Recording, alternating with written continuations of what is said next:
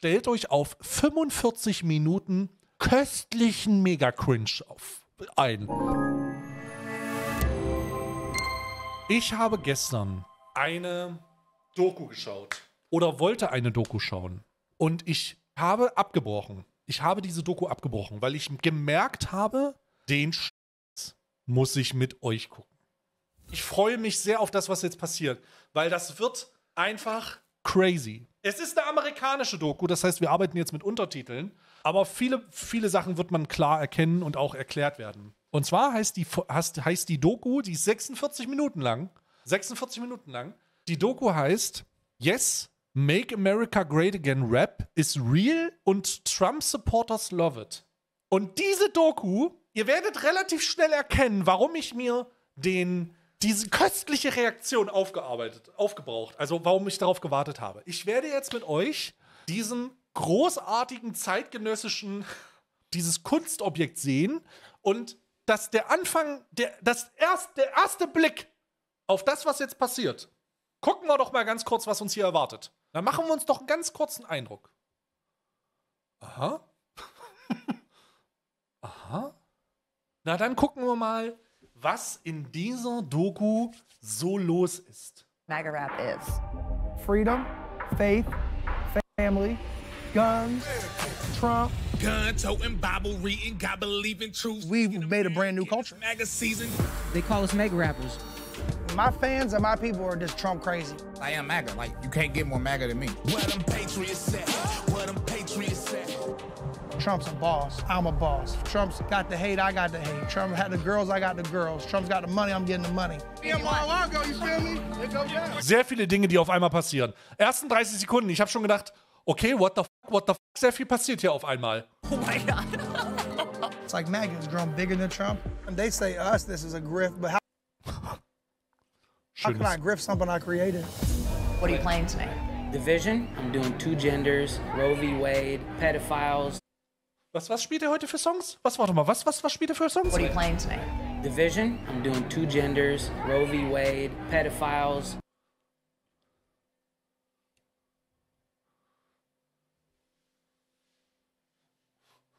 Chat, erratet mal, wann ich aufgehört habe zu gucken. Was? Oh, what? My daughter is gay. It does not mean that she's a fucking petty clown. Do you think about the controversy of bringing your son to an event like this? I'm all for the controversy, as long as we're representing what we believe. You guys are creating this amazing music. Are you getting any blowback from it? We're rapping MAGA, and they're afraid of that. You're talking to the 3 most banned rappers in the world. We're willing to lose it all. Big Trump, it's your nephew, Forgiato. I want to tell you we're proud of you, and I'm very happy what you're about to announce to the people. You're about to make America great again.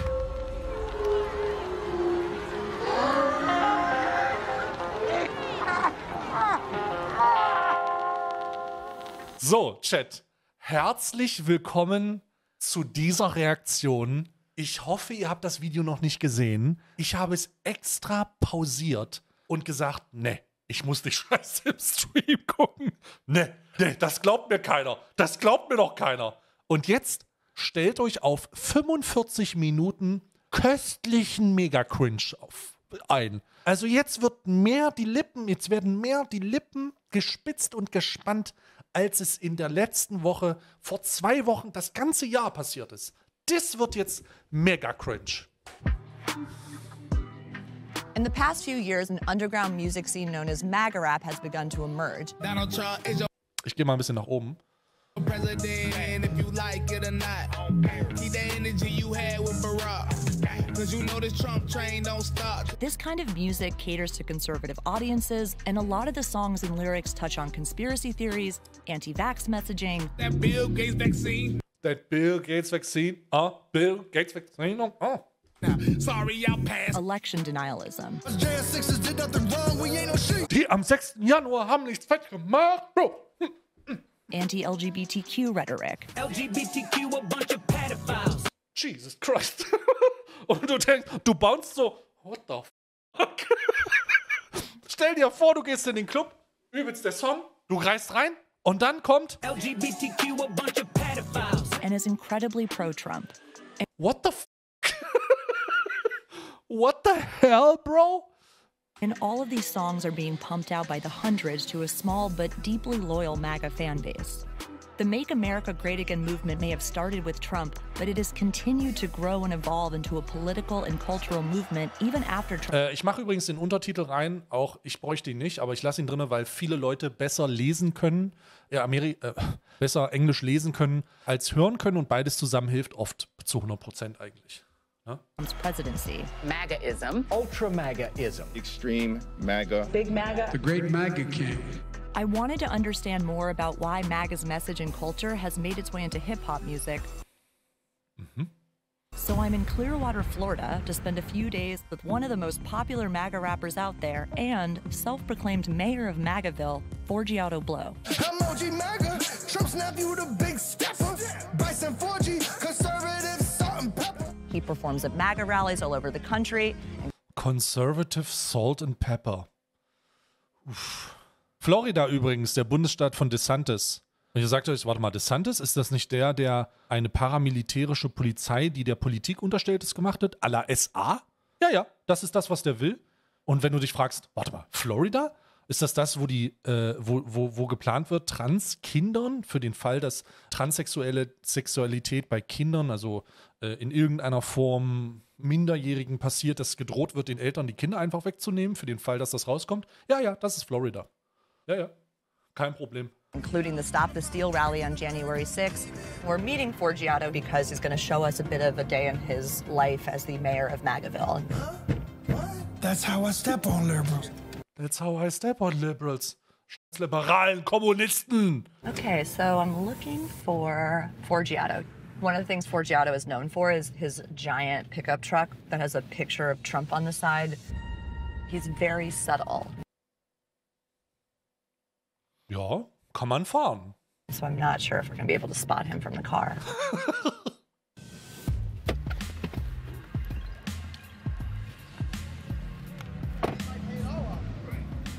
Mr. Blow, good morning. Morning, what's going on? Good to see you. Your truck is so subtle, we almost passed. Born to Ride, Donald Trump. Born to Ride, Donald J. Trump?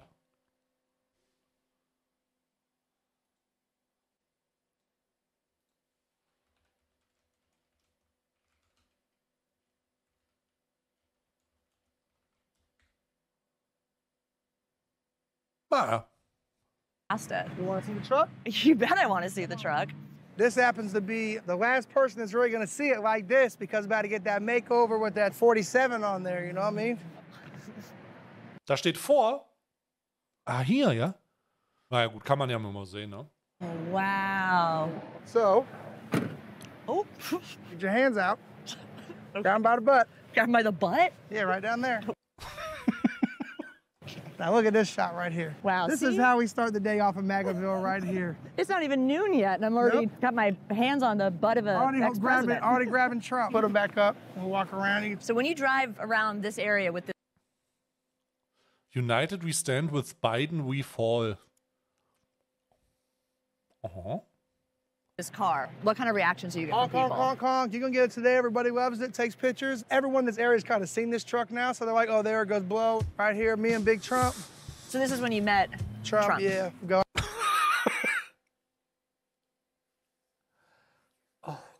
Oh, Bro, ich muss eine Menge Pausen machen jetzt auch. I've met Trump a few times, but this was probably the most candid time I met Trump. Trump, most iconic thing, gave that stimulus check to everybody. So there we got Big Trump right here, busting out the window, saving the day, bringing the people the money, bringing the patriots. Oh, I see. He's holding the stimulus check Yeah, it's through coming out the window. shattered window of Big Trump. a truck. Mm-hmm. Conservative grounds. This is like a coffee shop that you come to a lot. Yeah, just a great place for patriots to come here and just talk about what's going on and meet new people. Conservative Grounds is a MAGA-themed coffee shop where you can get a strong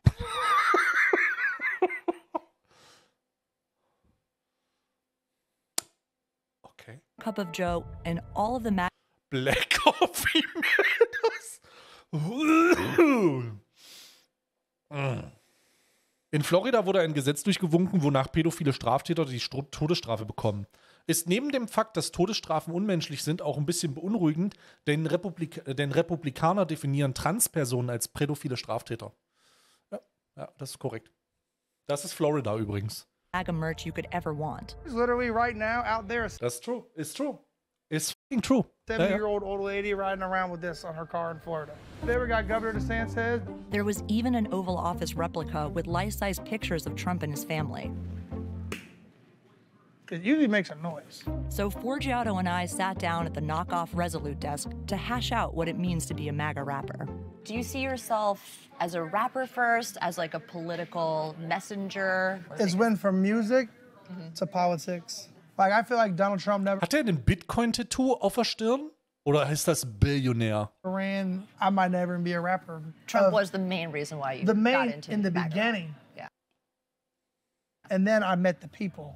Right now, my mission is to save America and to save the people out here. He needs people like me out here doing what I'm doing. You see this as like a we mission, you and him. Because he's doing it for America. He's with us. Trump says we. He doesn't say I. We need to get our country back. We, which is MAGA. Er sieht ein bisschen aus wie ein zeitreisender Amish, der jetzt in der Kutte Rapmusik macht. Aber der Bart erinnert mich sehr an Amish. Wisst ihr, was ich meine? So Amish-Leute, die so ein bisschen Technologie versuchen zu meiden und dann diesen Bart haben. Erinnert mich ein bisschen daran. It's like MAGA has grown bigger than Trump. My thought of it, for me, has grown bigger than just Trump. Make sure we protect these seats, you know, and protect our country. That's what we're doing. We got to go vote. You're officially moving to MAGAville. Mom? Yes. No, I live here now. Yeah, in MAGAville. Look at her. There she goes. She's up. Woo! Didn't even need my help. Da in dem Auto riecht es bestimmt nach Freiheit. Trump. You know what it is, Trump? Ey, wenn da jetzt so ein... Ey, ganz ehrlich, ich sag's, wie es ist. Wird mich auch nicht wundern, wenn da jetzt so ein ganz entspanntes White Power rüberkommt. So. Aber ey, wir warten einfach mal ab. Wir gucken einfach mal, was passiert. Aber es wird mich zumindest nicht wundern. 24, baby. Red wave, baby. Red Rave, baby. Wave. Ja. Love your music. I love your music, man. You know who this is? Mom loves your music. Put you on the blow, bro. Hey, check this right here. This for you. Trump 2024 flag, my dog.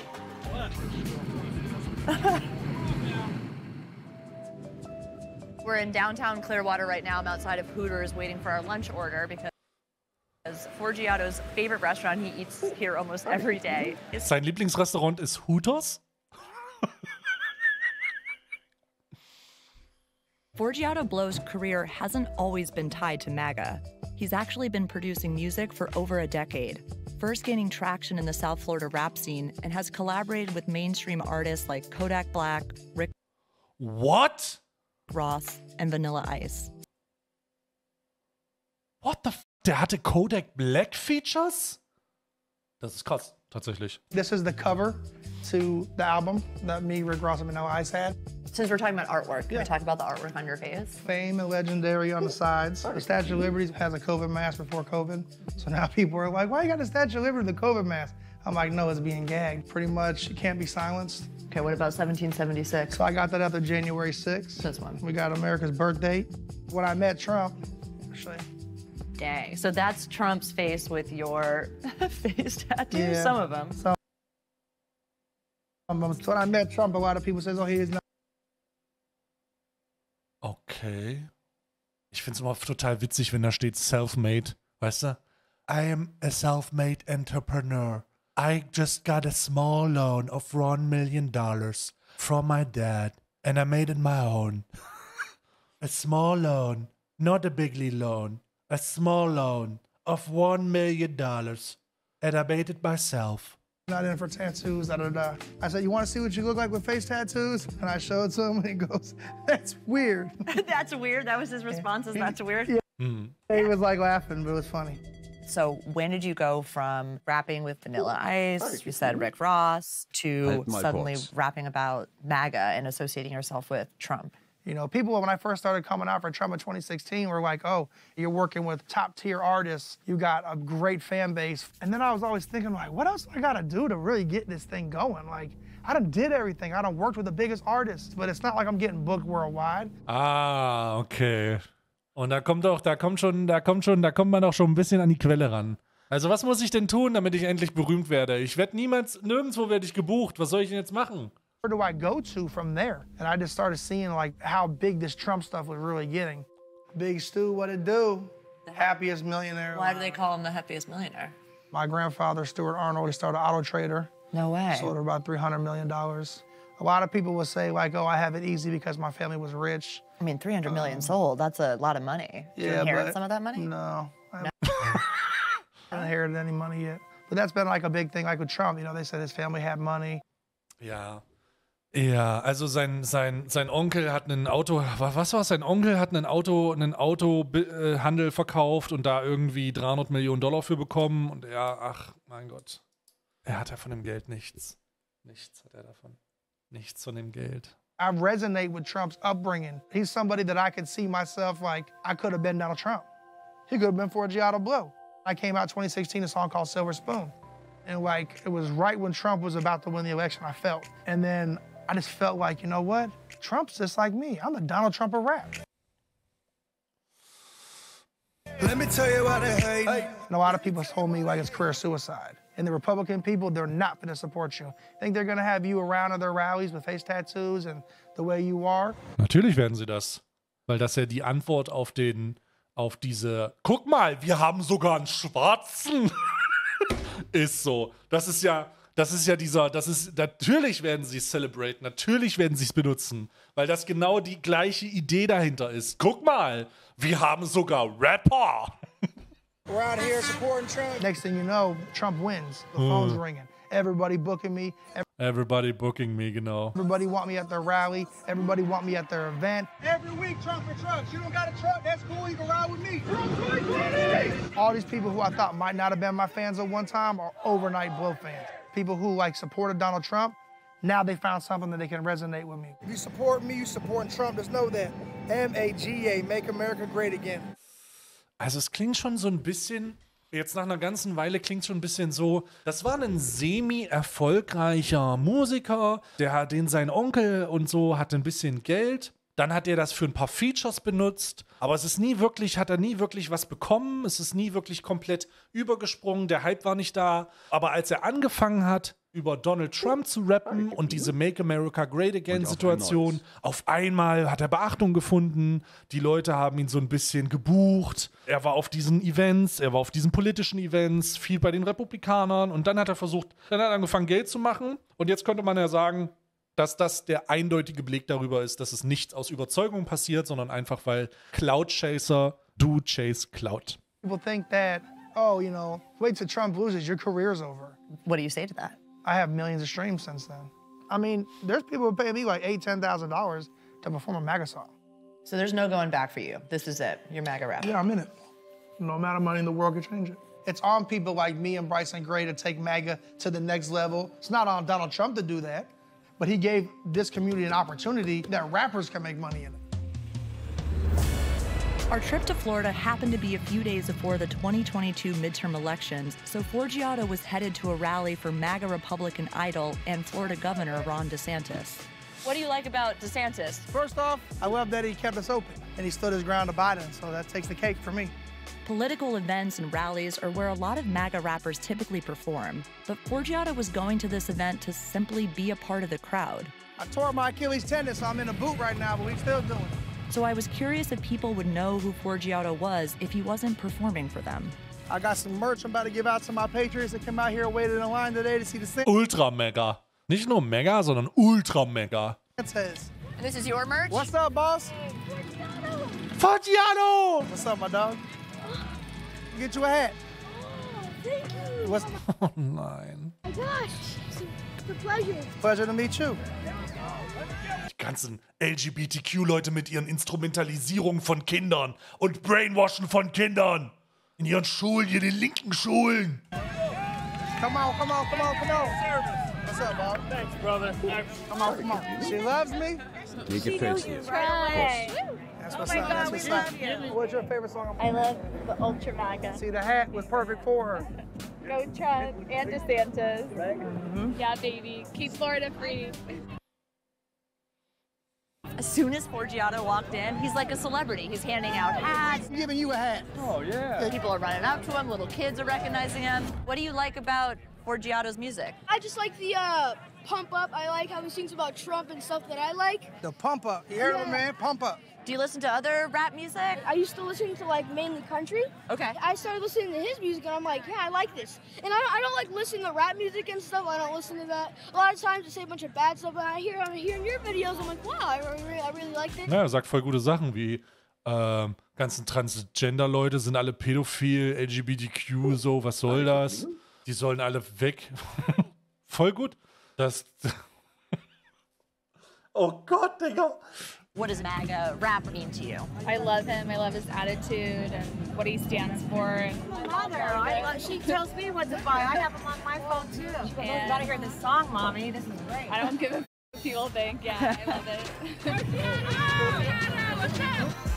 Your fan base, it seems, are people who maybe don't really listen to rap music outside of you. Maybe it's like the first time they've kind of come into it. They're a little bit like older crowd. Freedom, Florida. Freedom, Florida. So why rap music as being the vehicle to message out to people with conservative values? Rap's still the #1 genre in Patriotismus ist so eine weirde Scheiße, Digga, ne? Man sieht das eigentlich erst in einem klaren Kontext, ist, wenn man sich vorstellt, wie diese Sachen aussehen würden, wenn das einfach eine andere Nation ist, ne?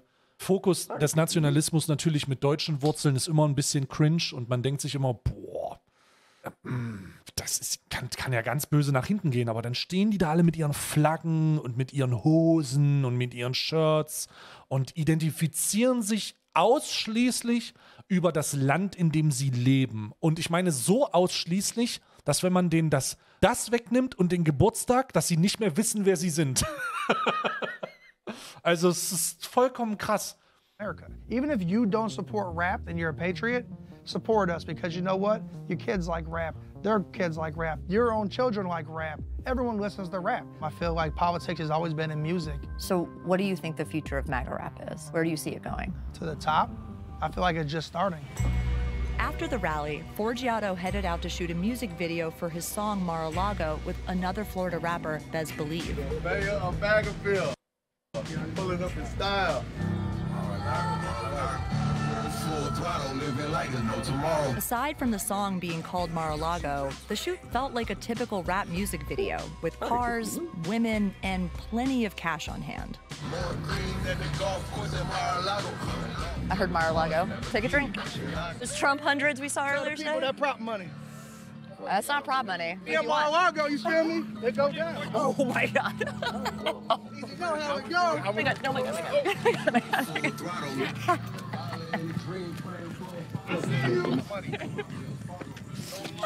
Got it. It's that stimulus package. And after the video wrapped, I got a chance to talk to Bez Believe, who has collaborated with Forgiato. Der hat den gleichen Bart, Alter. Das ist wieder so ein Amish-Bart. Das ist the same beard, Alter. For their album Trump and Trap, but he's not fully embraced MAGA ideals in his music or even wants that label in the way Forgiato does. I wanted to know why Bez hasn't gone full MAGA rap and what he thinks about the MAGA rap movement in general. How much have you incorporated MAGA or politically driven music into the music that you create now? I would say it's about like 20-25% of my arsenal. You know, I wouldn't say I'm a political rapper or a MAGA rapper. That's just not who I am. I like being well-rounded and just really rapping from the heart. Have you had any MAGA rap fans start to follow you? And Big time. Yeah? Okay, Oh, so what yeah. are the MAGA rap fans like? They're loyal. Yeah? They're loyal and supportive, and if they like it, they buy it. Is there longevity to MAGA rap, in your opinion?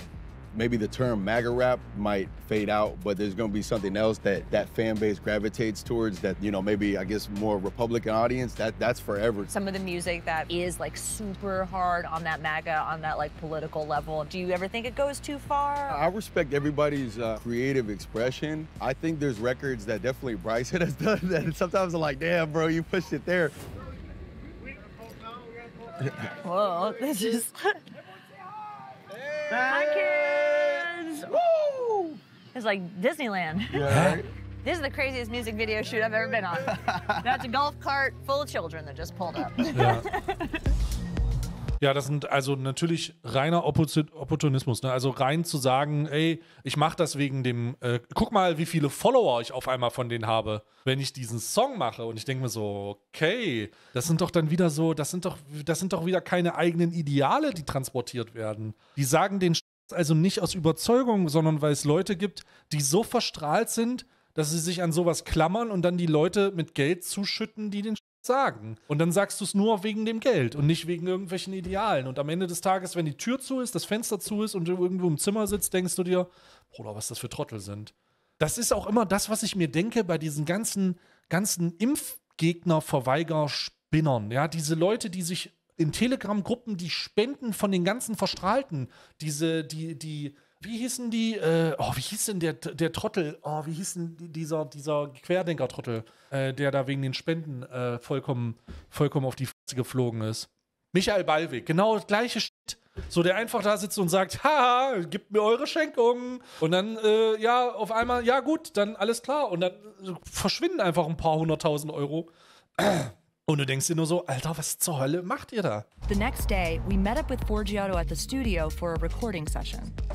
Casey, my main guy, does all the mixing for me, does all my engineering. I get up every day, I do music, this is my job. I get up every day, I try to save the country, this is my job. That's been my biggest culture shock, is like they live the life. In the studio with Forgiato were fellow rappers Staiy D. Bro. Stony ready to rap? Stony D. Bro? And Bryson Gray. Staiy is an emerging MAGA rapper and protege of Forgiato's, and Bryson is one of the biggest faces in MAGA rap, creating viral hits such as Trump is Your President and Let's Go Brandon. Me and Bryson gonna work on a new song. Do you know exactly what you're gonna write yet? We got some beats, we can go through, come up with some ideas. Staying relevant in MAGA rap means quickly dropping tracks that keep up with the ever-changing news cycle. Oh mein Gott. Oh mein Gott. Der und sein Amish-Freund müssen jedes Mal, wenn irgendwas in der politischen Szene passiert, einen Song drauf droppen. Weil irgendwer mal wieder gecancelt wurde. Jesus Christ. We got a lot of things going on with Kyrie right now. Kyrie Irving benched in the wake of tweeting about an anti-Semitic film. Oh mein Gott, Alter. Ja. The NBA banned him 5 games, and he had to do a public apology. But we're coming off Kyrie not taking a vaccine and got suspended for the whole end of the season. And I just think it's crazy that somebody could just tell you what to do with your body. Es ist halt einfach, in Germany we call this maximaler Schwurbler-Rap. Ne? Das ist so Chris Ares featuring Michael Ballweg. So, das ist wirklich komplett der Wendler featuring Kategorie C. So, es ist sehr rechts, aber es ist halt auch echt dumm. But the reason he was banned this time is for anti-Semitic remarks. Yeah, well, posting the movie that's about that. Right. Right, but where's your freedom of speech? Just because I dribble a basketball doesn't mean I have to think like you think. So Forgiato, Bryson, and Staiy plan to write and record an entirely new track and film a music video in the next 10 hours. The only issue with this song is that Kyrie literally apologized like a couple hours ago, so it's like, ugh. Yeah, but I'm going Kyrie. The whole vibe of the song, but it's like. But I'm still going Kyrie mode because at the end of the day, he ain't got that vaccine. Hey, I'm going Kyrie mode. Want me to apologize because they got exposed. FBI be taking pictures, so I stop and pose. Before I pull off on them skirt, I'm like adios. Some going Kyrie mode. I just dropped the 35 like on KD. Achilles blown, but I'm still jumping out the league. Bruder, das ist halt auch echt nur Average, Digga. Also, ei. Falling like Magic Johnson, no HIV. Ooh, falling like Magic Johnson, no HIV. And this is the effortlessness of like just seeing him build a record. They know we run the internet, but we not internet. They trying to do me like Kanye, so I'm headed west. They trying to copyright my style, so I bust a left. They trying to imitate the GOAT, I'm legendary, yes. I'm banned. Es ist halt auch nicht, also jetzt könnte man auch sagen, like I'm the leader of a hate group from all social media. They took my verified pages, they took my verified Facebooks. YouTube banned me. You mean to tell me I can't be on YouTube because I say the word election in my songs? Huh? Was that the real reason why you were banned, or was it like the phrase, or was it that you were saying the election was stolen? Nah, anything trying to say that the 2020 election didn't go the way it was supposed to go, rigged or whatever. But if I say I'm not rapping the 2020 election was rigged, I just say, you know, they stole the votes. Hä? We the people lost the hope. Hä? You know, we're trying to get this country back. I didn't say like 2020 election was stolen by Joe Biden and Democrats. Tja, kann ich auch nicht sagen, Chat, ehrlich gesagt. Kann ich jetzt auch nicht sagen. Er ist halt ein bisschen verstrahlt. So how do you know what election I'm really talking about? Blow also shot We Outside, a music video outside the US Capitol on the day of the insurrection. Am 6. Januar 2021, als das Kapitol überfallen wurde von einer Gruppe von hasserfüllten Trump-Supportern und recht extremen Militärgruppen, könnte man fast sagen, wo fünf Leute gestorben sind, war er außerhalb vom Kapitol.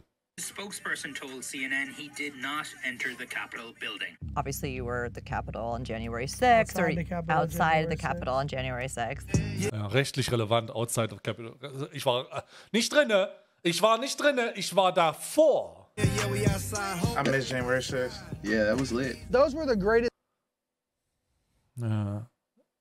days I can look back, just being there, like waking up in the Trump Hotel, going downstairs. You walk outside, and there was literally like 30,000 people in MAGA hats. And we were just moving around. Next thing you know, we're in an area where it's all Antifa. Das Ding ist, ich glaube, er versteht noch nicht, dass er nicht als Künstler in irgendeiner Form relevant ist, sondern er relevant ist für die Gruppe, die ihn als Token missbraucht. Ne?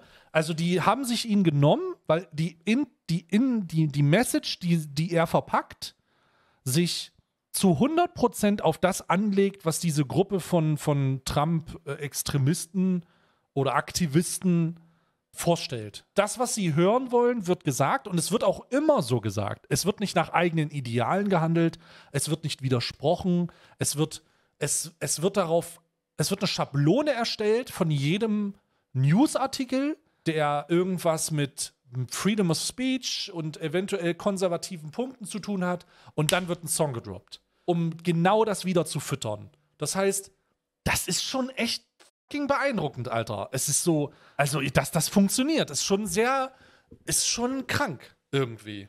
And it's just us. You're smiling about that, though.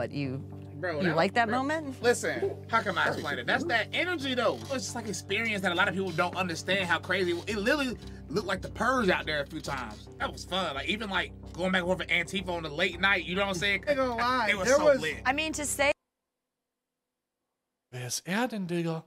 Wer ist er denn? though that you miss January 6th, which for a lot of people in the country was seen as a day that democracy was put under major threat and that people were storming the Capitol. Every time I think about the movement, I just think about those times because now it's like kind of boring. Because after January 6th, everybody got scared to actually pop outside. That day, I felt like Trump's got this in the bag. You know what I'm saying? He's about to get the country back. I've changed my life over this. This has affected our life. It's affected the way we live and how we go. Kyrie, I got no mask, no vax, I ain't trusting any IVs. Face cards, MAGA, I don't need no ID.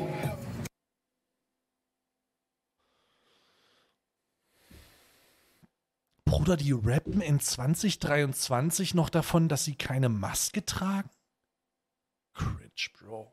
Forgiato was saying that he doesn't like weed, so you have to come out here to smoke. Yeah, facts. And also your name is Staiy. Dude, bro. Where did that name come from? Like, why? So, I smoke from the time I wake up until the time I go to bed. And I say dude and bro a lot. My nickname was Dude Bro in college. So dude, bro. Mein Gott, Alter, hier richtig Alleinstellungsmerkmale. Da machen sich die krassen Persönlichkeiten hinter den ganzen Kostümierungen echt krass bemerkbar, Alter. Da weißt du wirklich, dass du jemanden vor dir hast, an dem hat sich wirklich die Muse des Talentes ausgetobt. Ja, alle in College haben mich alle Dude Bro genannt, deswegen bin ich jetzt Dude Bro Staiy. Staiy Dude Bro, weil ich von morgens bis abends kiffe und Dude Bro, weil sie mich immer im College genannt. Habe ich das schon mal gesagt? Ey, Digga. How did you get into MAGA rap? I just have always really liked politics and I've always really loved music. And I never thought that I would be able to combine the two. Digga. And here I am now. Die haben mich immer in der Schule, ich habe immer so viel Alter und Digger gesagt, darum heiße ich jetzt Kiffmaster Alter Digger. Weil Kiffmaster übrigens, falls ihr nicht wisst ihr, warum ich Kiffmaster heiße?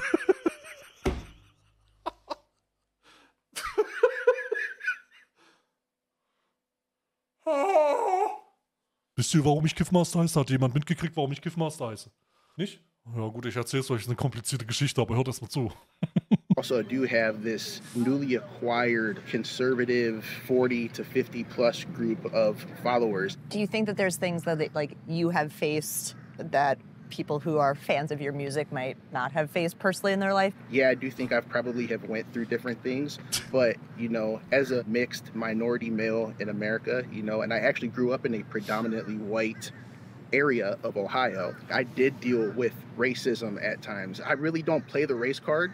I really try to break down those narratives, and when I do speak against those narratives, I think it does really open up my audience to listen to what I have to say. We run the internet, but we ain't internet. Right now, they're filming a music video for the song that they just recorded like an hour ago.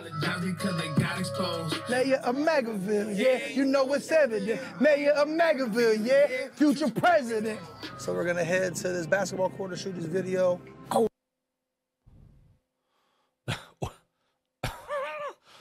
Der TÜV-Beamte? Das können wir so nicht abnehmen. Oh, this is cool. This is one of Forgiato's many whips. I have no idea what you would call the color of this car. Iridescent? I don't even know. Is this a typical day in your life? You get up, record a song, make a music video, and drop it? It's my normal day. This is a quantity game, I guess, in the MAGA rap world. Well, no, I wouldn't say it's just about who can put the most songs out the fastest. The quality's there because what takes somebody 3 weeks to do don't take me 3 weeks to do. Ja gut, es ist schon ein Quantity Game. Also es geht schon eher um die Masse. Es geht um die Reaktion. What is your thought when someone's like, these guys are just grifting. They're grifting on Trump, they're grifting on I love MAGA. it. How am I grifting something I started? And they say this is a grift, but how can I grift something I created? How am I grifting something I'm getting banned doing? Ja, also, jetzt könnten wir uns darüber unterhalten, dass Bann nichts bringt oder was bringt, so. Es hat auf jeden Fall einen Einfluss darauf, wie Zahlen, Streaming-Zahlen und so aussehen. Also es macht schon einen Unterschied. Forgiato just went to talk to some guys who are playing basketball right now because we pulled up to like a public basketball court to shoot the second half of this music video.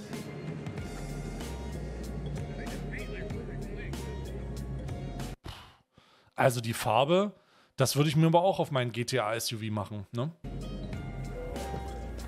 You know who this is? So. Das Tennispärchen, das weiße Tennispärchen, kennt ihn. Listen to his music? I follow him, yeah. Praise God. He put out a new one. Yes, ma'am. Thank you so much. Wait, what's the name of the song that he just put out that you remember? Yes, ma'am.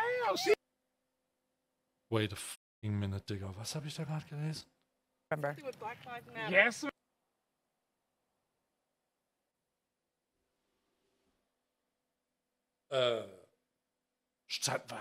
Hab ich was am Ohr? You listen to his music? I follow him, yeah. Praise God. He put out a new one. Yes, He put out a new one, also Song. ma'am. Thank you so much. Wait, what's the name of the song that he just put out that you remember? Yes, ma'am. Black Lives Don't Matter.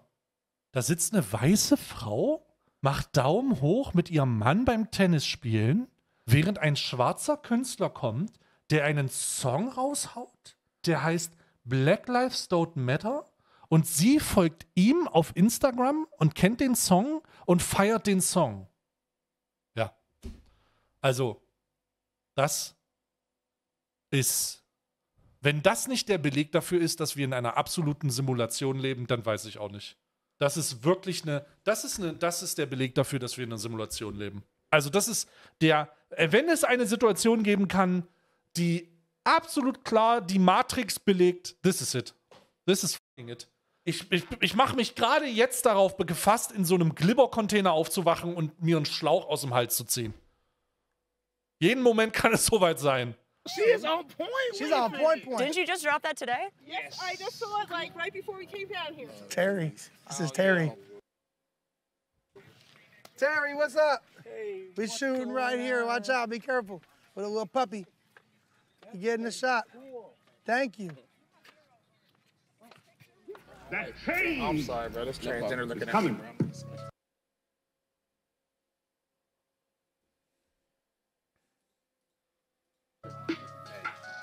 They want me to take the jet, I'm going. Carry mode. Want me to apologize because they got exposed. And VIP taking pictures. Do you know these folks? You said hi. Terry? Yeah, she lives here. Seemed like Bryson didn't love seeing Terry. He stands for what he stands for. Doesn't bother you? Nope. That Bryson has a problem is about him? Yeah. No, Bryson's his own man. Yeah. Bryson's deep in that Bible, you feel me? Terry, what's up? I kind of dropped the ball with your mom because I signed that petition. I signed it as Terry. My voter name is. Oh yeah, it's all good. So this particular video, what's It's a song about Kyrie. They're on him because you want to take the vaccine. You know, you guys got your heads on straight. You love America, right? You're a big Trumper. I voted for Trump. That's it. For sure. Trumpers You out voted here. for Trump? We love Trump. Out here. My Baby. gosh. There's a bunch of gals like myself who are not liberal. We're not in the box. Yeah. We're not painted by the whole crowd that says, okay, if you're going to be trans or LGBT, you have to be in the liberal box. And we're not. So what is it about MAGA or Trump that you like more than what I guess the liberals were offering? I like freedom. And it's lost through totalitarian government. So some MAGA rap stuff is just like talking about Trump and MAGA, and there's other songs that are anti-LGBTQ, that are anti-trans. And does that bother you? You know what? It doesn't bother me because there's ignorance out there. Everybody's entitled to their own worldview. We're all product of our culture, our upbringing. It doesn't mean this person can't be reached. It might be through the Holy Spirit. It might be through somebody like myself. But I would never push myself on anyone like that. I wouldn't go over to them and say, hey, you know, you should know this. Even if they want to push their agenda If they of wanted not to push believing back that on me, I'd trans listen is to them respectfully. real. I'm a big girl. Ich bin vollkommen out of the fucking loop jetzt gerade. Da ist also eine Transfrau, eine Frau, die von dem schwarzen Bryce, die soll mich, ich habe gerade, das Gespräch wurde doch gerade eröffnet mit, I'm sorry, bro. This transgender looking at me, bro. das war doch das Eröffnungsvideo. I'm sorry, bro, that transgender looking at me, bro. Are you kidding me, Alter? Und jetzt sagt die, Back on me, I listen to them respectfully. I listen to them respectfully? I'm a big girl. Do you hope that people sometimes who maybe hold those beliefs would do the same to you? I wouldn't expect it, but it would be wonderful if it happened. Yeah.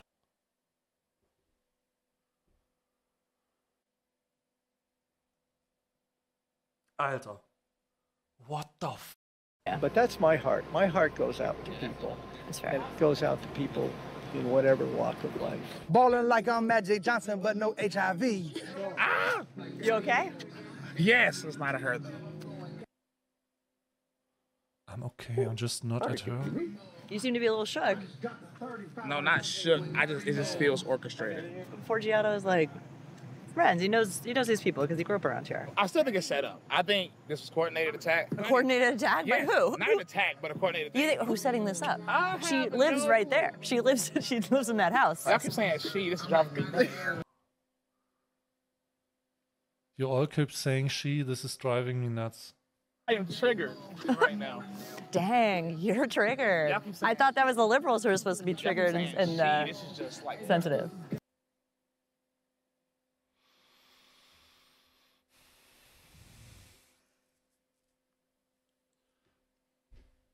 Feeling like a bit of an animosity. No, towards it's them. disgust. It's not animosity. Disgust. I don't. That person never did anything to me. It's not animosity at all.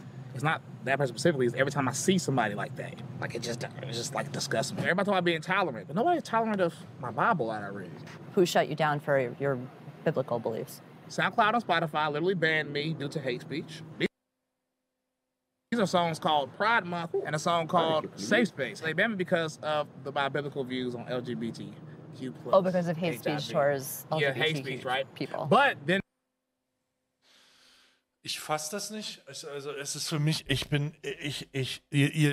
also für den Fall, dass das nicht gerade übersetzt werden kann, weil jemand gerade nicht rafft, was hier los ist, der redet jetzt hier einfach, der spricht der Frau, die da gerade war, ihre Identität ab und beschwert sich darüber, dass sie akzeptiert werden soll, aber seine biblischen Verse gebannt wurden, weil die Bibel anti-LGBTQ ist. Again, if a gay person say God was transgender, they can say that freely, no ban, no nothing.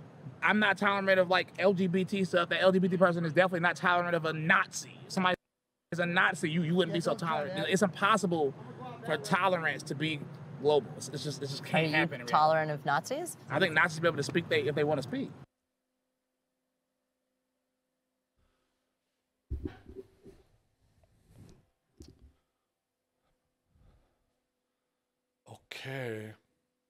Okay, ja. Also wenn ich es nicht sehen würde, dann würde ich es nicht glauben. Also wenn ich es nicht sehen würde, würde ich es nicht glauben. Noch wäre es möglich zu sagen, dass es eine künstliche Intelligenz, die dieses Video gedreht hat und die Person Bryce existiert gar nicht in echt. Aber wenn ich es nicht sehen würde, wie es aus seinem Mund kommt, würde ich es nicht glauben. What if they see you like you see trans people? They do. And that's okay? Yeah, that's their view. Yeah, but you right now with Terry believe that your truths or whatever about how you see Terry is correct. Well, so then that's also acknowledging that if a Nazi sees you as subhuman, if that's what they believe, then they're correct? In their mind. But it's a different... So then you're just correct in your mind. No, that's not true. Oh mein Gott, da hat sie ihn aber gerade ganz schön am Sack. 80% of what I said is objectively true. Show 2024, baby. Krass. Don't get me wrong, though. That person would never be allowed in my house to eat or drink, though. You wouldn't let them in your house? No, ma'am. What are you scared of? I'm transphobic. So I am kind of scared of them. Terry likes music. That's a trans person who likes your music. Dass der Dude eine Handfeuerwaffe in seiner Tasche hat? Ja. Completely stable mind mit einer Handfeuerwaffe in seiner Tasche. Completely stable mind. Du musst dir vorstellen, dass dieser Gedanke in dieser Person oder diese Gedanken in dieser Person, die sich manifestieren und nach außen hin vordrücken durch Worte, dass der mit Feuerwaffen ausgestattet ist, um seine Ideale und seine Freiheit zu verteidigen. Oder Amerika ist ein Shithole Country auf einem anderen Level. Das ist eine unglaubliche, holy shit, ist das eine Shithole Country. Ein Failed State auf einem anderen Niveau. Unglaublich. Crazy. That person likes Forgiato Blows music. And if it does like my music, I don't think if that person heard Safe Space of Pride Month, they would, have that same view. And they possibly could. They could. It's still respect there. But that doesn't change how I view that person at all. After my time in Florida. Und das ist, ich möchte das jetzt einfach mal anbringen, weil das ja in diesem aktuellen geschichtlichen Diskurs rund um die Kontroverse im Osten auch immer wieder gesagt wird. Digga, anti-Putin zu sein und anti-Russland zu sein und anti-Kriegsverbrechen zu sein, bedeutet nicht pro-USA zu sein. In der Aufklärung und in der geschichtlichen Betrachtung rund um die Kriegsverbrechen der United States of America und der Tatsache, wie da Dinge laufen, ist es für mich essentiell, beides sehr zu finden, aus unterschiedlichen Gründen.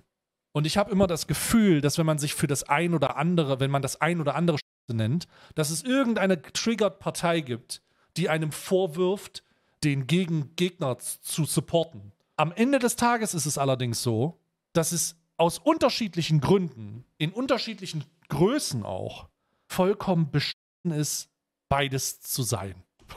Also, es ist beides Kacke. So, es ist vollkommen crazy. Ach du meine Güte. I traveled to the outskirts of Chicago to attend the God Save America Festival, a proof-of-concept show for a hopeful nationwide MAGA rap tour. Absolut richtig, aber du machst das auch noch, sobald es deiner Meinung widerspricht, ist es oft Schwurbel oder rechts. Nein, halt, stopp. Nichts, was meiner Meinung widerspricht, ist automatisch Schwurbel oder rechts. Geschwurbeltes und Rechtes ist Geschwurbeltes und Rechtes. Um das letzte Beispiel zu nennen, wenn Vanessa Blank in ihrem Video sagt, dass die öffentlich-rechtlichen Medien systemkontrolliert durch die Politik sind, ist das Schwurbelei. Wenn Vanessa Blank sagt, ich habe kein Problem mit Ausländern, aber die sollen sich hier mal wie Deutsche benehmen, könnte das auf einem NPD-Plakat stehen. Das hat nichts mit Diskreditierung auf Basis von dem Widerspruch, du bist deswegen ein Nazi oder bist deswegen rechts oder bist deswegen Schwurbelei. Falsch. Man kann das klar definieren und wenn man das klar definiert, muss man es auch so nennen. Wenn etwas läuft wie eine Ente, klingt wie eine Ente, riecht wie eine Ente, aussieht wie eine Ente, ist es vermutlich eine beschissene Ente. Featuring Forgiato, Bryson, and another rapper, Tyson James. But before Kurzer Einwurf. the concert, I wanted to spend more time with Bryson to learn about how he got into MAGA rap. You can ask me any controversial question you want. And after the interaction with Terry in Florida, I also wanted to learn more about his Christian faith and how that influences his music. I don't know when everything went so woke. Why is there a feminist in every TV show? I can't watch a movie without seeing rainbows. I can't find a male music artist not wearing girl clothes. Dieser Sub ist keine Ente. Aber mir kostenfrei Ducats. What the f? I saw on your Twitter bio that you say you're like a Christian rapper. Yes. Do you say you're a Christian rapper, a MAGA rapper, a combination of both? So MAGA rapper is a label that got pit on the lane. A Christian Rapper. Keine Ahnung, was die Leute Probleme haben mit Religion, Digga. Sure. But I view myself as like a Christian conservative rapper, which you can call MAGA. How do you feel about having the MAGA rap label associated with you? Do you like it? Of course, I am MAGA. So I don't mind it. You know what I'm saying? Because I am MAGA. Like, you can't get more MAGA than me. Define MAGA for me. A lot of people think it's solely about Trump. Right. And I want to separate myself from that type of stuff. Do you think that there's actually enough people in the MAGA world to like sustain your music and popularity? Like, let's say you were never deplatformed. You had every opportunity to reach every ear that's out there. Like, how big could you I would probably be the biggest artist, one of the biggest artists out. You think you'd be one Ja, genau. of the biggest artists if you could reach everybody? I had 400,000 followers on TikTok. I was gaining 10,000 followers a day on TikTok. I had 250,000 followers on Instagram before I got banned. We would probably be, might not be Drake level. Vollkommen based Einschätzung zu seiner eigenen Reichweite. Vollkommen irre, Digga. Oh Gott. We would be at a level where we couldn't be ignored. In Germany we call this very bodenständig. At all. You know what I'm saying? But that's why they got to take us down. Because, no disrespect, liberal opinions suck. I'm just on every single Friday. So this is Let's Go Brandon. Let's Go Brandon. Featuring Tyson James and Chandler. And this song actually beat Adele 2 weeks in a row.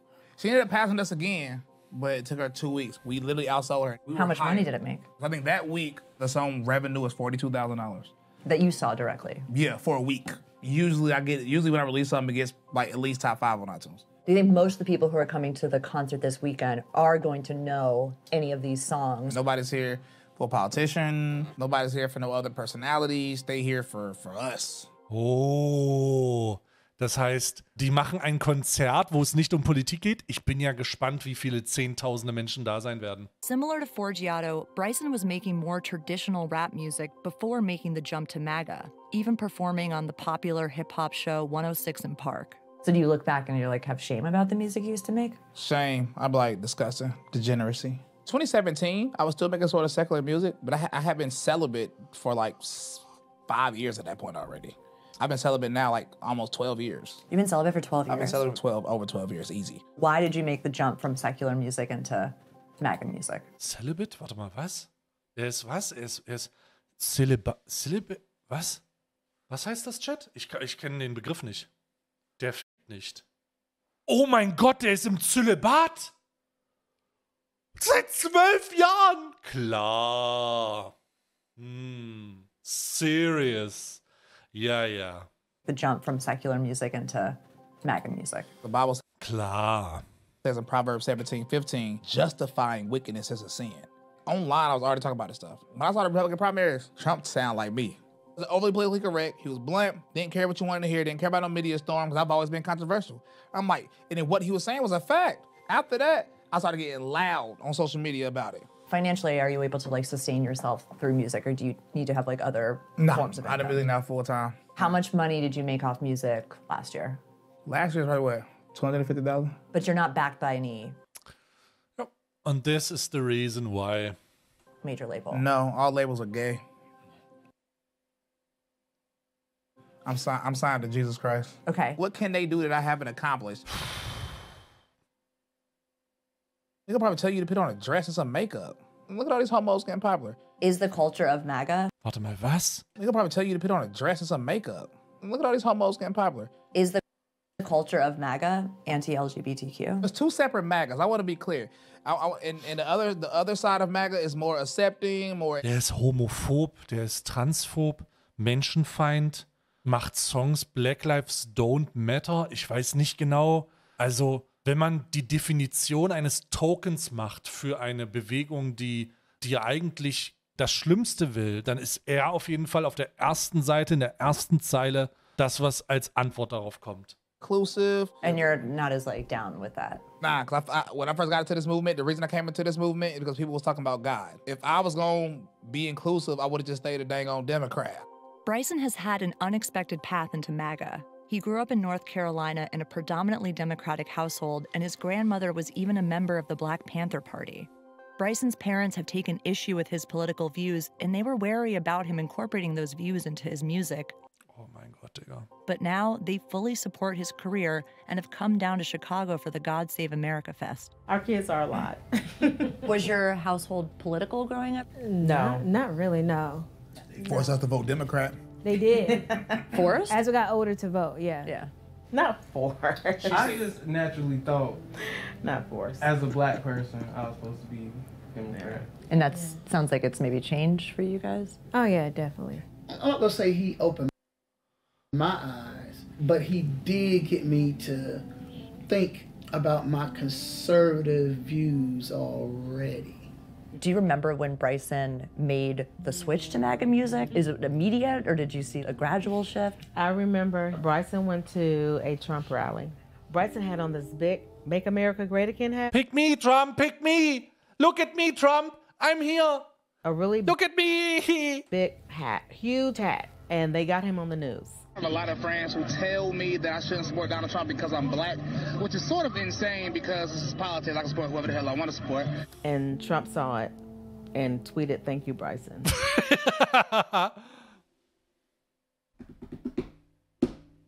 Pick me, yay! Thank you, senpai, yay! And his followers just started going crazy. Auf einmal kommen Followers. Lol. When I saw him, you know, trying to get into this political scene, I'm like, that's not gonna mix, dude. You can't do this rap music, which is part of black culture, and then come out with this big Trump hat on your head. This is not getting ready to mix. In the beginning, when he ain't had no money, and he had to go off to some conservative event, Oh, we still always supporting him. we always support Do you him. see more of a market for MAGA music now than, you know, when Trump was running or when he was in office? I don't understand why Bryson Gray has not been nominated. I'm just gonna say that. Nominated. For a Grammy. Basically, the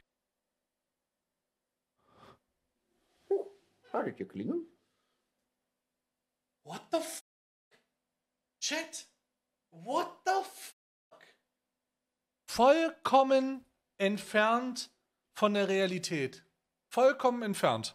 Kann mir doch keiner sagen, dass die nicht das Kristalline da irgendwie vor dem Interview weggezischelt haben. Eieiei, Alter. Was ist denn da los? Der fragt sich, warum er nicht für den Grammy nominiert wurde? The answer is that there is a lane for MAGA music. Yeah, I feel like I'm here in Chicago. We having a MAGA music concert, proving that there's a lane for MAGA music right now. We're outside of Base Camp, which is the venue that the God Save America Festival is being held at. Okay, alles klar. Also das ist die Venue. This is like kind of a small suburb retirement community. This is actually technically a ski lodge. The MAGA rappers who are performing tonight, they all traveled in for this event. They're trying to prove that there's a market for MAGA music outside of like a Trump rally or a political event. Not sure how like rowdy and crazy it's gonna be, but yeah, looking forward to a MAGA concert. Who's excited? There's just something funny about the fact that this MAGA rap concert is also decorated for Halloween. It's kind of empty right now, but according to the people who are organizing this, we're going to be like pretty packed by the time the concert starts. Oh mein Gott. Und jetzt sind da so, was sind denn da jetzt? 50 Leute?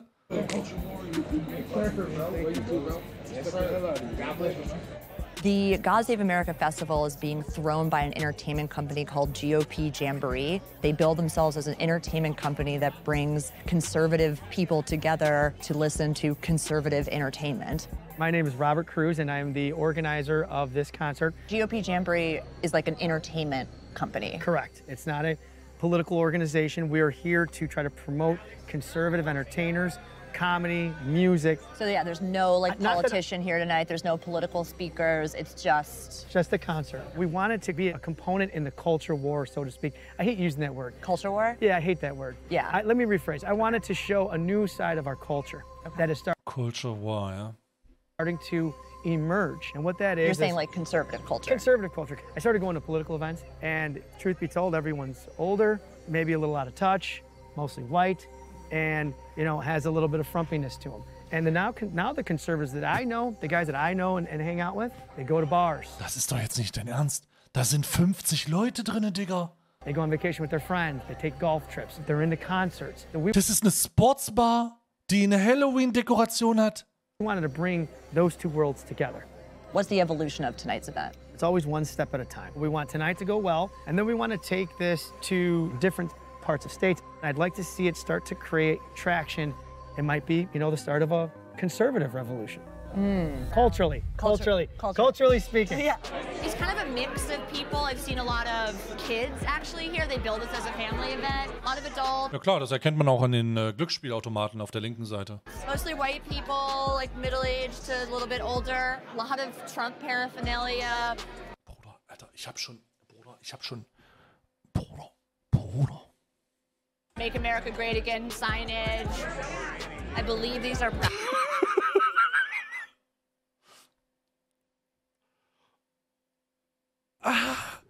Proud Boys behind us, right over there. Ein paar Proud Boys am Start, ja?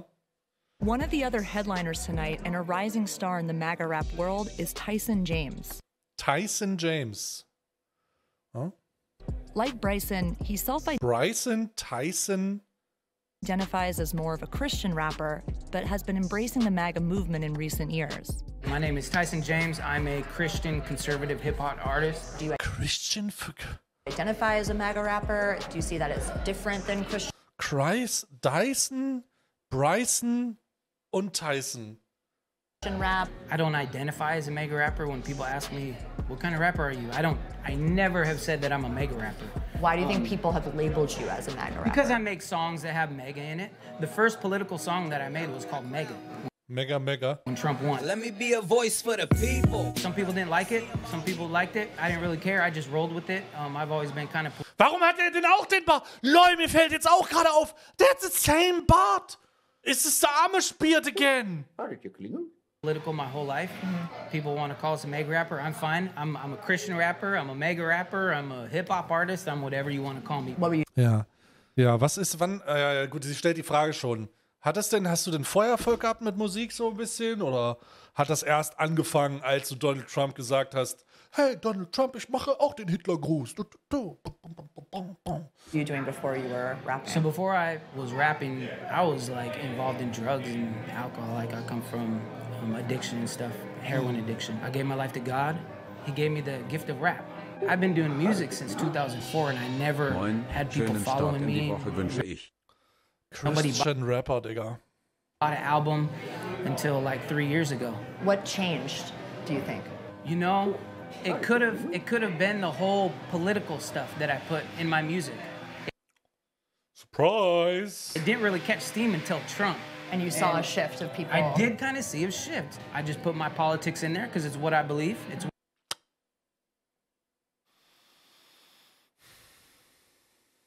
what I stand for, and people like it. Yeah. And it sells, so there's a marketability. There's a market. Tja, das verkauft sich halt an die Spinner. Und deswegen machen wir das, weil sich halt an dem Spinner verkauft, ja. Verkauft sich halt an die Spinner. There you go. Playing tonight. I'm playing Division. I'm doing Two Genders, Roe v. Wade, pedophiles. Seine Songliste, ja. What do you describe as the MAGA culture? It's just a bunch of people that love the country. And you don't see that on the other side? No, I don't see that on the other side right now. People want a voice. And right now, in music, we are their voice.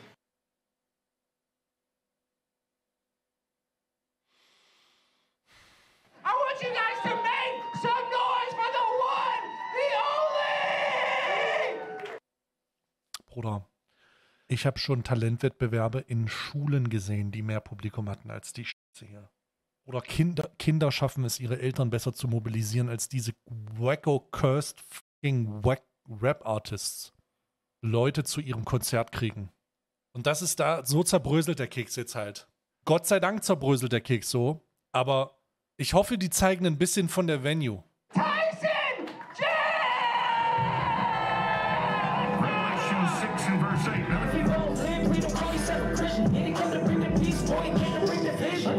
You know Trump won, make some noise. We taking no country back. What brought you?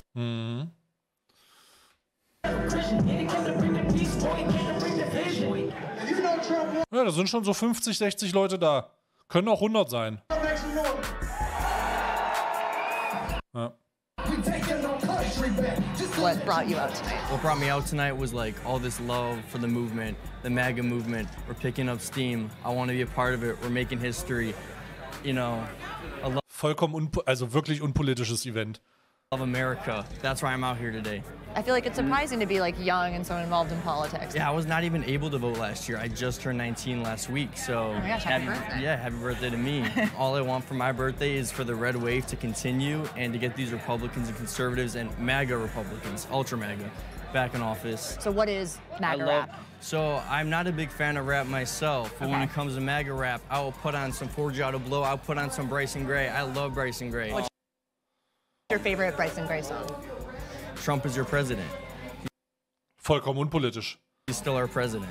You've never seen anything like this in history. Obama or Bush or Clinton, they never had this. They never had jerseys. They never had rap shows. They've never had these giant conferences, these giant rallies. Da hat er recht. In der Geschichte von Präsidentschaftskandidaturen und Präsidenten, ehemaligen Präsidenten und Kandidaten dafür, ist es noch nie vorgekommen, dass eine Gruppe von Menschen dumm genug war, auf einen clever inszenierten Marketing-Move reinzufallen, um sich mit der Person so zu verkulten, dass es eigentlich keine Rolle spielt, welche Werte, welche Ansprüche, welche Moralen, also welche Moral, was auch immer gebrochen wird. Es spielt einfach keine Rolle. Donald Trump könnte vor dem Weißen Haus stehen und jemanden erschießen und diese Leute würden ihn weiter supporten. Die würden Ausreden dafür finden. Es ist ja auch schon passiert. 6. Januar 2021. 5 Menschen sind gestorben, nachdem eine populistisch aufgeladene Rede dazu geführt hat, dass Menschen zum Kapitol gestürmt sind.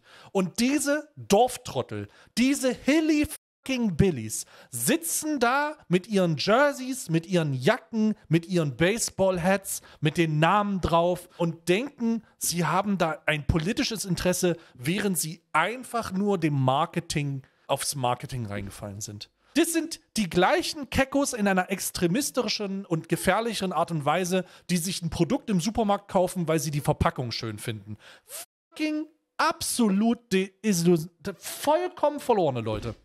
Vollkommen verloren. Dieses Video ist ein Fluch.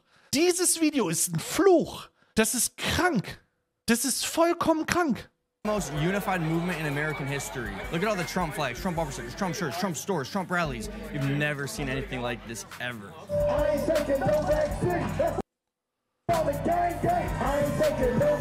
I saw you on stage. You were like diese ganzen liberalen Linken, die ihre Kinder instrumentalisieren und brainwashen in den Schulen. Ja, ich sehe es. by Tyson, and not only were you pulled up on stage, but you were like rapping to every single song. It's like you knew every single verse.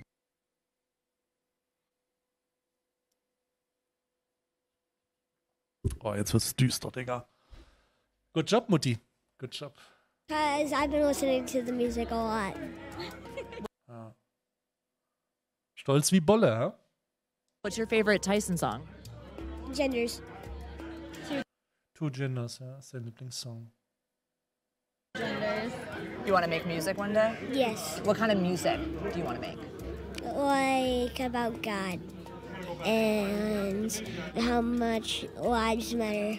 When you tell friends and family, okay, I went to like a MAGA rap concert tonight, do you get any kind of reaction from them? Or? Yeah, they laugh at me. Of course they laugh. They're Ja, wenn man sich nicht zu helfen weiß, dann lacht man auch manchmal, ja. like, oh, you're so silly, you and your MAGA stuff, you know? I think it's a culture growing in America that's not only focused so much on politics, but more on morals. You also have a lot of lyrics on stage that like are incendiary, maybe to like a more secular group. Do you think about the controversy of bringing your son to an event like this? I'm all for the controversy. As long as we're representing what we believe, it's influenced my son in so many ways that are positive versus artists like Lil Nas X and etc. This thing belongs to God, the rainbow. Promise, it's not pride. So we're gonna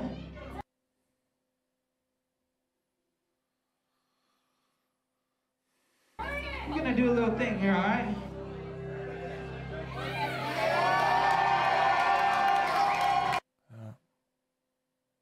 People, right?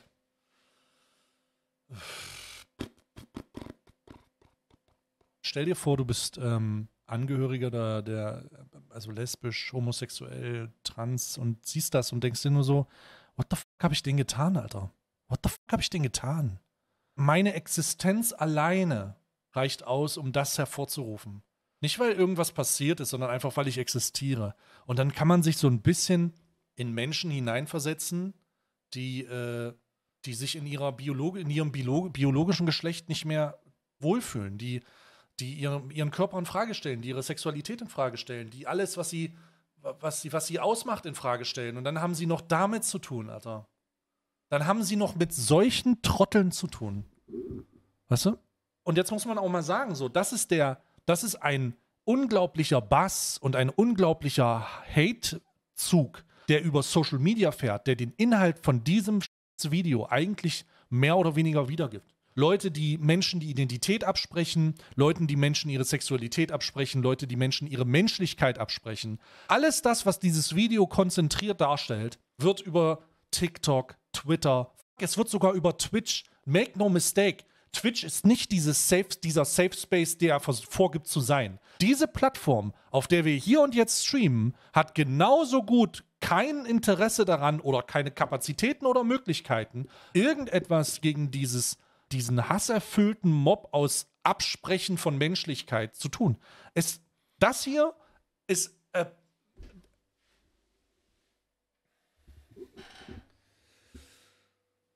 das ist so krank.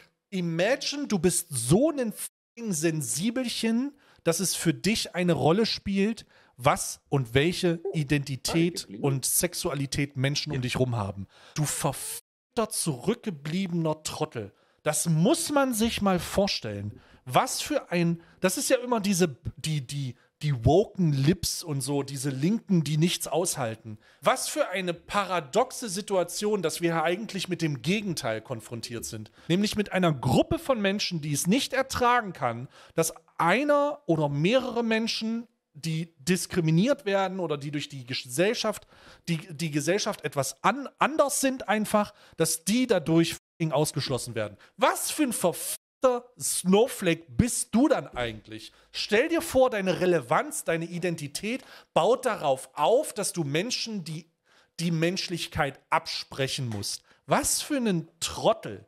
Was für eine unterkomplexe Identität muss man sein. Unglaublich. Wie unlogisch das ist. Wie dämlich das ist. Es ist nicht in Worte zu fassen. Es ist nicht in Worte zu fassen. Und ich sitze hier und wir haben das ja immer mal wieder, dass irgendwoher ein verirrter Trottel kommt, der meine Sexualität in Frage stellt, tatsächlich schon. Ich meine, anscheinend reicht es, dass ich solche Themen thematisiere, um mir zu sagen, hast du dich schon endlich als homosexuell geoutet? Und ich denke mir, was wäre wenn? I don't give a f***. Du kannst mich homosexuell nennen, du kannst mich als Frau, ist mir egal. Es spielt keine Rolle, meine Identität, meine sexuelle Präferenz, meine Selbstwahrnehmung, wenn ich sie doch ausleben würde und es mir deswegen besser gibt, wenn ich doch sagen würde, ich tue da niemandem weh, ich bin Ich bewege mich im Rahmen des Gesetzes und im Rahmen meiner Vorstellung und einer ganz normalen Existenz. Was ist das Problem, Digga? Was ist dein bestimmtes Problem damit? Es ist erst kürzlich passiert und ich denke mir, ich weiß, ich kann es nicht erklären. Ich kann es nicht erklären und dann kommen radikale religiöse Ansichten und Alter, es ist so fucking traurig, dass wir hier sitzen und uns dieses Video angucken und teilweise Schnappatmung bekommen, aber anerkennen müssen, dass es eine Realität ist, und das möchte ich nochmal sagen, die durch Social Media getrieben wird wie die Pferd durchs Dorf, Alter. Wie die Kuh durchs Dorf. Das ist wirklich crazy. Was ist nur los, Alter? Und das hier zu sehen einfach. Das hier zu sehen ist so... Was für ein Guten Abend, Steinbrunnen. Weißt du, die Ironie dieses Momentes ist, wenn das keine Regenbogenflagge wäre, sondern eine amerikanische Flagge, würden sie ihn wahrscheinlich on the spot lynchen. Weil die Identität mit dem Nationalismus, und wir haben es vorhin schon gesagt, einfach so viel ausmacht. Aber let's fucking go. Lass uns eine diskriminierte Gruppe, die schon mit allen möglichen Hindernissen und Problemen zu kämpfen hat, lass uns nach unten treten einfach. Ey, so ein... Und weißt du, und jetzt kommt das Problem und dann sitzen da Leute, die uns und mir abverlangen, diesen Meinungskorridor zu tolerieren. Und das ist das größte Problem, was ich habe. Und das ist ja auch etwas, was mir grundsätzlich vorgeworfen wird. Der Vorwurf, dass dieser Meinungskorridor in irgendeiner Form toleriert werden sollte. Vollkommen irre. Vollkommen irre. What the f***?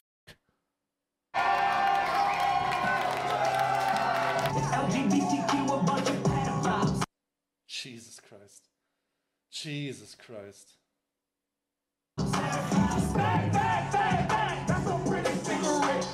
Seeing a pride flag torn up on stage at a concert was... Oh, das ist auch echt grenzwertig für mich, Chat, Alter. Ich sag's, wie es ist. Das ist krass. A little jarring, but most of the attendees seemed unfazed. But after spotting our camera crew, 2 staff members who were visibly shaken made a point to come up to tell me how they felt about what went down tonight. I don't know if you saw the staff all crying, so. Everyone was being so nice to me, and then I'd see them over there cheering for a pride flag to get ripped out. I'm literally served you beer with my rainbow armband on, and now you're cheering that? Okay, were you being fake to me? My daughter is gay. My daughter is not a pedophile. Oh mein Gott, es tut mir so leid. Also, das ist so, es tut mir so leid. Oh mein Gott. Weißt du, und ey, um nur mal ganz kurz zurückzugehen. Die Szenerie, die wir vorher hatten, war die hier. As long as we're representing. Ja, die hier. Ey, Bruder, ich komme nicht drauf klar, aber es ist natürlich auch nicht mit Logik zu erklären. Ne? Ich komme da einfach an meine Grenzen. Da bist du einfach auch, weißt du? Weißt du auch nicht, was du sagen sollst. Es macht auch keinen Sinn eigentlich, ne? Du hast Influencer-Größen da draußen, die riesig sind, die diese Agendas in Leute indoktrinieren, tatsächlich indoktrinieren. Riesige Streamer. Ich habe vorhin von Aiden Ross gesprochen, der auf Kick proudly announced, ja, da gibt's nur so 2 Gender. Und dann sagt er, meine Pronouns sind übrigens kill/them. Und du denkst dir nur so, Alter, es gibt eine ganze fucking Batterie von Menschen, die davon profitieren, Menschen das einfach in die Fresse zu kotzen, ja, mit ihren Worten. Mehr kann man, oder in die Ohren zu kotzen. Es ist halt unfucking, also es ist so, what the fuck, Digga. Dann sei mal tolerant gegenüber der Scheiße. Sei mal tolerant gegenüber solcher Scheiße. Bruder, ich kann nicht tolerant sein gegenüber solcher Scheiße. Ich sag's, wie es ist. Ich bin nicht tolerant gegenüber solcher Scheiße, Alter. Das hat aufgehört. Das kann auch nicht weitergehen, ey. Ich kann nicht so viel in den Kopf schütteln, ansonsten fällt der ab. Das geht nicht. Rainbow armband on, and now you're cheering that? Okay, were you being fake to me? My daughter is gay. My daughter is not a pedophile. She's 17 years old. It does not mean that she's a fucking pedophile. Ja, es tut mir so leid für die Angehörigen. Yeah, we all, her and I both left the bar crying. It's just not what we thought was going to happen today. Ja. Super unpolitisches Event, wo 100 Leute gekommen sind, Digga. Na, Hauptsache, es klickt sich. I saw some staff members who were upset about the anti-LGBTQ stance that the artist took. And for the record, my sister's gay. I have no issue with any of that. Ja. Ich kenne auch jemanden, der ist I think that it's one of those things where we have one issue not in common. Does that make us not in common in general? Ja. Ja, gut, menschenfeindliche Positionen zu vertreten, ist halt einfach irgendwie so ein das ist halt der Common Ground so. Ich glaube, das ist das Mindestmaß an Common Ground, das man haben kann. Die Argumentation zu haben, hey, ja, da missverstehen wir uns vielleicht, aber in anderen Dingen stimmen wir vielleicht überein. Das ist halt das Problem. Diese rote Linie der grundsätzlichen Thesen muss halt übereinstimmen. Und wenn du Menschen die Identität absprichst oder sie kriminalisierst aufgrund ihrer Sexualität, und das ist ja auch das, was teilweise in Florida passieren soll, dann dann kannst du nicht erwarten, dass man mit dir, weil man in anderen Belangen mit dir übereinstimmt, dass man das dann ausblendet. Und das ist natürlich weird. Does that change how you saw the success of tonight and the ability to take this and multiply it in cities? So I'm going to be honest. So what I saw tonight, I saw a lot of smiling faces. Yeah. And then I heard there was somebody who was hurting, and my face changed. I was not happy about it because I don't want anyone to. Ich glaube nicht, dass du ich glaube ihm, dass er nicht happy ist. Aber ich glaube, dass er nicht happy ist, weil die Kamera zu dem Zeitpunkt da war. Das ist der Grund, warum er nicht happy war. Weil das ein automatisches, oh shit, die werden das mitkriegen. Das ist der Grund, warum du nicht happy bist, Motherfucker. Leave here hurting. This ain't no safe space. Drop that. Maybe the next conversation is, hey Bryce, let's figure this out. What are you actually going to say to Bryson and Tyson and Forgiato that's going to change their opinion about the message that they have seen a lot of success in with the more hardcore MAGA group? The truth? Probably nothing. But by disclosing it to them and making them understand it, maybe somewhere, somehow, down the road, we could find a common ground. I should be bent on everything. I'm a hateful bigot and everything I say is so mean. Tell me something I don't know. Ja, schön Playback auf jeden Fall, krank.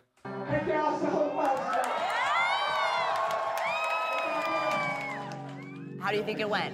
I think it was a good turnout. Like, I looked out in the crowd, and it looked like there was 500 people out there. Krank. Everybody had a good time. It was lit. We put on a good show. Everybody knows our lyrics. This right here felt like what we wanted. We're starting this tour off. There's no problems. There's no drama. Everything here is safe. It's not what, there's no extremists in here. Nö, gar nicht. This might be my favorite show I've ever done, and I'm going to tell you why. This is your favorite show?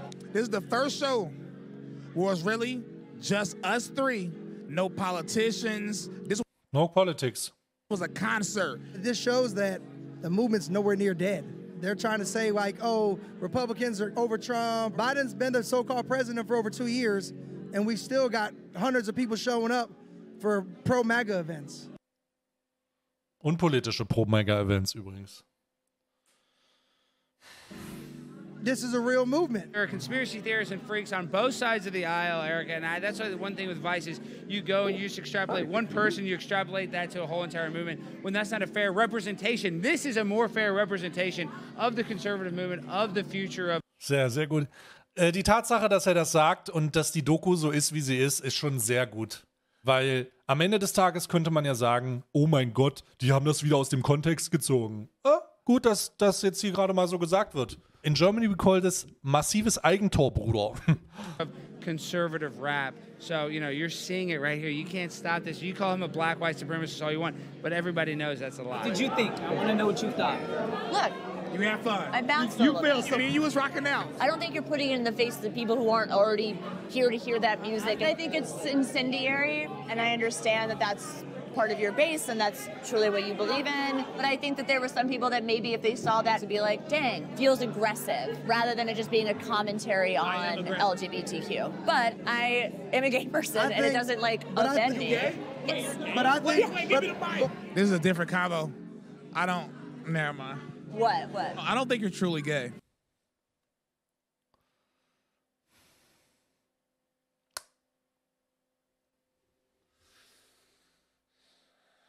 Ja, muss man nur mal richtig gefickt werden, dann will man nicht was wie lesbisch, ja? Oh, ist das schwer gerade. Kommt er jetzt nicht so drauf klar, dass die gesamte Dokumentation am Ende mit dem Boom kommt? Ich bin übrigens Mitglied der LGBTQ-Community, huh? What about this? I don't think you're really gay. Ja, genau. How the fuck kriegt man so eine dünne Haut? So, Bruder, wenn der Wind kommt, kriegt der doch blutige Hände. So, wie the fuck hat der so dünne Haut? Milo Yiannopoulos said the same thing to me at Straight Pride Parade, but yet here we are still. But now that I know, I'm still talking to you the same way I talked to you beforehand, didn't I? No, you asked me if I was really gay or not.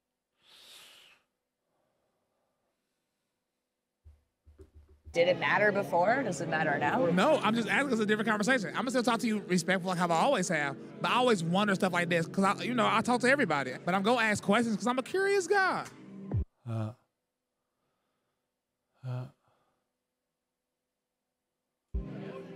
So the God Save America Festival has ended. I did end up telling the guys that I was gay, which is not what I wanted to come in saying, but I did want them to hear from somebody who had objectively been talking to them about their music as someone who is LGBTQ, that maybe you have to think a little bit about the fact that there might just be gay people in the crowd. And I think that that might hold them back in terms of messaging this movement out to a wider audience who's not so hardcore MAGA, so hardcore Trump. A number of these MAGA rappers have had their songs deplatformed, which they... Hat nur noch gefehlt. Also ich merke, wenn Leute homosexuell sind und du bist definitiv nicht LGBTQ. Ich merke das.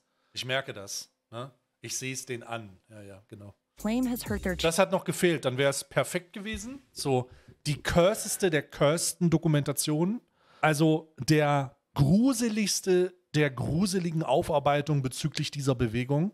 Aber, und das ist das einzige Aber, was ich hier habe, oder die einzigen positiven Gedanken, die man dazu finden kann, Gott sei fucking Dank sind zu diesem beschissenen Konzert nur, was weiß ich, 200, 100, 500, unter 500 Leute gekommen. Gott sei fucking Dank. Imagine, da wären 10.000 Leute. Damn. Chance at mainstream success. But deplatforming and censorship might actually be leading to more loyalty and popularity among the MAGA rap fan base who take pride in the censorship narrative. And looking at the crowd tonight, the people who showed up clearly already believe in what these guys are saying. So is censorship and deplatforming the right reaction? Or maybe it's better to just let their music be out in the world and let the world decide if they want to listen to it or not. The future of MAGA rap, I think, has more legs than people think. I think they will be able to replicate this in other cities. I think you will be able to draw a crowd who wants to come out and see MAGA rappers. How long that will last, because of the novelty of it, remains to be seen. This is a culture that hasn't stopped since Trump got into power and hasn't seemingly wanted to stop since he has left office. What happens when there's a culture being created? Somebody's going to try and make music for it. And right now, the guys that we saw on stage are the ones who are the most popular and taking up the torch to do that. Jetzt könnt ihr vielleicht verstehen, warum der erste Antrieb, den ich hatte nach 2-3 Minuten, die ich die Doku gesehen habe, es mit euch gemeinsam zu gucken. Weil das ist grenzüberschreitend auf so vielen Ebenen, ne? Das war sehr, sehr krass. Also es ist ein total wilder Ritt. Ein total wilder Ritt.